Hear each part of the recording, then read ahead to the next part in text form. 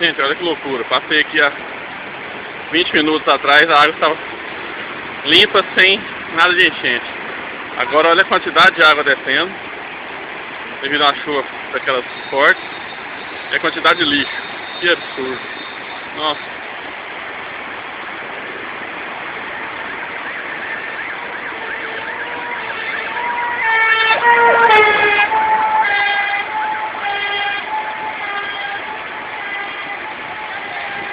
Bombeiros lá acendeu alguma ocorrência. Isso aqui na verdade é aquelas trombas d'água. Olha que interessante. Quantidade de lixo passando aqui nesse cantinho. Olha, ver se dá pra vocês verem. Quantidade de lixo. Mais bombeiros.